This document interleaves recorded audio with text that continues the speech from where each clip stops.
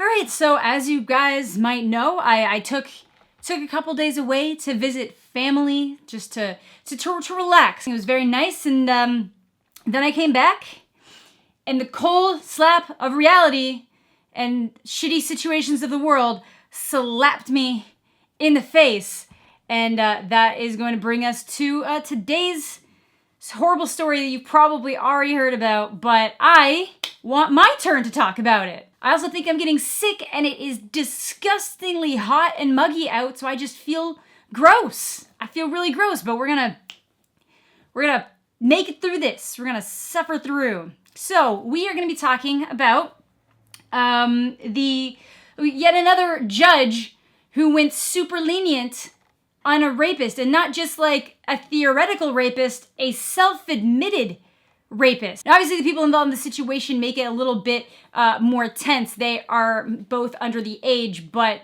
both of the legal age of consent in their home state. But this is a very, very messed up situation where a 16-year-old girl, who is obviously not being mentioned by her real name, was raped by a 16-year-old boy at a party that they both attended.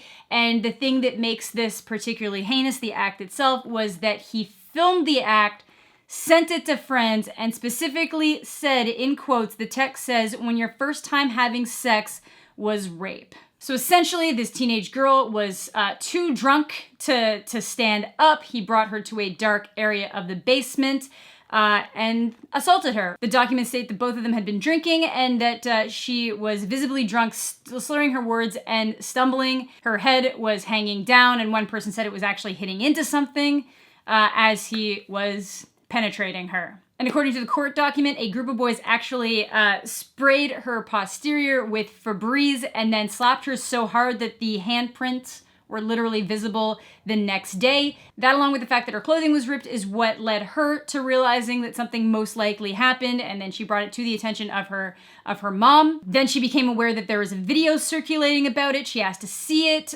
The assailant in question, who is just going by the title GMC, stated that everybody was lying to her, that there wasn't a video.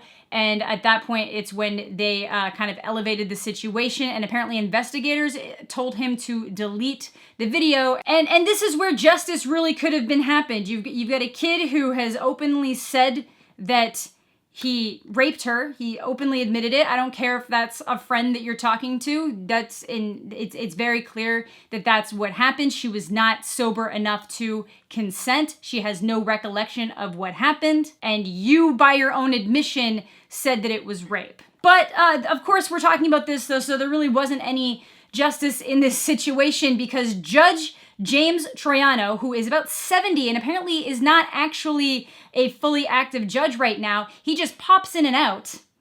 He just pops in and out every now and again to help with these family court trials, said that it wasn't really worth trying him at a higher level or really punishing him much at all, because the teen came from a good family and did well academically. Like, let's find some quotes here. So when he denied the waiver to have him prosecuted as an adult, he specifically said was that he didn't see this as a traditional case of rape, which typically involves two or more males, either at gunpoint or with a weapon, clearly manhandling a person. Because apparently, if you're so drunk that you can't consent to something and you're clearly passing out, slurring speech, and have no recollection of anything, and somebody's filming you and they lie about the fact that they filmed you after the fact, and you specifically tell your friends that you raped somebody, that's not rape.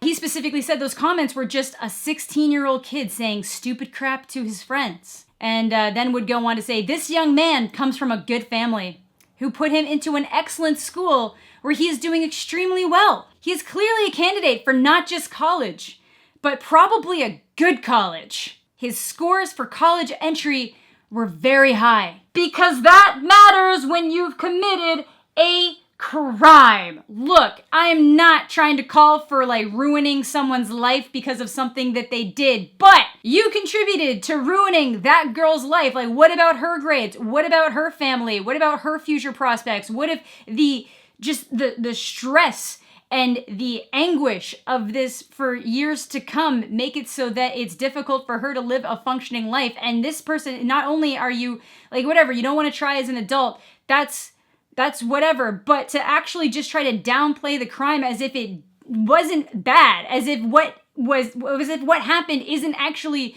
what happened, and to just kind of let him go with like a little slap on the wrist as if he, I don't know, went joyriding in a car or something, or like broke into someone's house. You're basically making it sound like he committed just like this one-time mistake that didn't actually physically harm another person, but it did. And he did.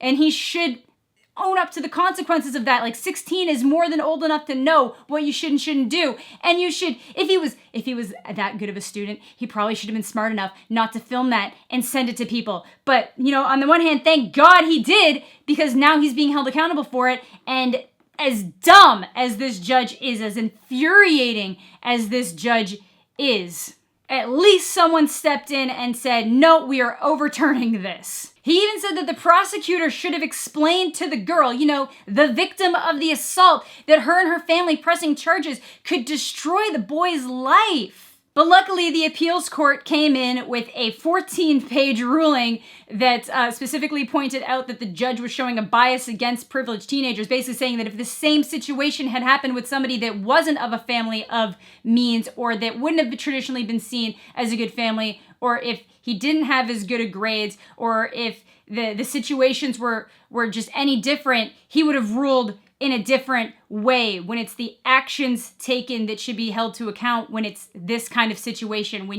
There are certain crimes that you can take past behavior into account. So like if you go joyriding in a car because you're working like a valet job or something and you get caught and it's the only time you've done something wrong, that would be a hell of a lot different than if you have a rap sheet of like Grand Theft Auto. That's a situation where past histories can be taken into account. But in a situation like this, where you have invoked harm on another person and admitted to it and filmed it in such a disgustingly violating way, where you come from, your family, and your grades should have jack shit to do with it. But like I said, that report came out which allowed the appeals court to move the case from family court to the grand jury, where he is going to be treated as an adult as they look into this case further. And this is just kind of like a long line of continuing stories that we're seeing where judges are being oddly lenient to people for sexual assault, rape, and things where they're literally taking into account the aggressor's feelings more than the victim. They are taking into account like the history, the family, the stature of the person who committed the crime more so than the lasting effects on the victim. Another New Jersey judge was recently under fire for not trying a 16-year-old after he was accused of sexually assaulting a 12-year-old girl, which is an even worse situation because a 12-year-old can't consent at all. And she, Marcia Silva, the judge, the disgusting judge, yet another disgusting judge, specifically is quoted as saying, "Beyond losing her virginity, the state did not claim that the victim suffered any further injuries, either physical, mental, or emotional." Are you kidding me? This is a 12-year-old that got sexually assaulted or raped by a 16-year-old. What the f*** is wrong with you, lady? Either way, whatever ends up happening in this trial, I'm mostly sick of the attitude of so many of these judges just putting forth this idea that, you know, depending on where you're from and what your family's like and your grades should actually depend on how held accountable you are to the crimes that you have committed. In terms of context, your grades have literally nothing to do with the horrendous things that you can do. And I'm flabbergasted that this just seems to be a recurring theme and trend, even though people keep pushing back constantly. Everybody complains when it happens. They push back, and the judges still make these calls thinking that it's completely normal and that it's acceptable. It's like they have no sympathy for the victim, even in cases where it's completely obvious that something happened at the admission of the person that committed the crime. And like I said, your family life, your grades, your typical, you know, past records and stuff is the kind of thing that should be taken into account when we're talking about, oh, they got caught like shoplifting. They got caught stealing something, you know, non-violent crimes that don't hurt other people physically. That's where you can kind of say, okay, you know what? This person made a mistake. We're going to go easy on them. In this situation, yeah, I'm sure it was a mistake, but you knew what you were doing enough to film it and send it to people. You knew well enough to lie about it when she asked, and now you get to suffer the consequences of what you did. So that is going to do it for today's video. Like I said, he's not really a regular judge, so I don't really know what you can do other than the request that he doesn't ever fill in again. But pretty sure Marcia Silva is up for re-election in 2021. So if you're in New Jersey, keep an eye out for that. And really push for her opposition, I guess, as long as they don't seem equally as shitty. But that is going to do it for today's video. Thank you very much for watching. Have a fantastic day, and we'll catch you all later.